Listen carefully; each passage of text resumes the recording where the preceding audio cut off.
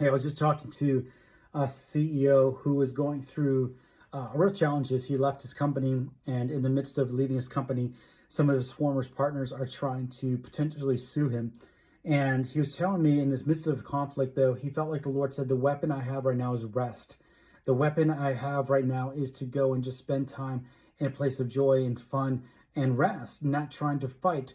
And he goes, it's crazy that I actually am getting more sleep and more rest, and God's visiting me in my sleep. I'm getting more dreams than I've ever had.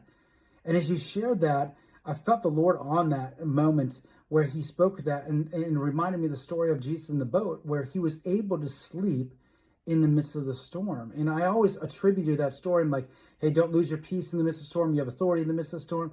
But actually, the invitation of supernatural rest in the midst of the storm.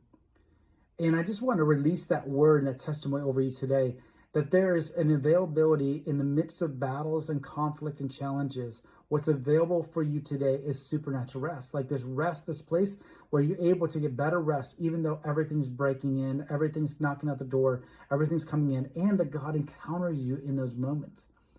I believe that the testimony of Jesus says the spirit of prophecy is a prophetic promise for you today. And I'm releasing this anointing to supernatural rest in the midst of conflict and challenges, that your sleep will be sweet. That as Psalm 16 says, that he will instruct you in the night season and that he is fighting on your behalf. So I just release that testimony and that promise over many of you today who are fighting a battle.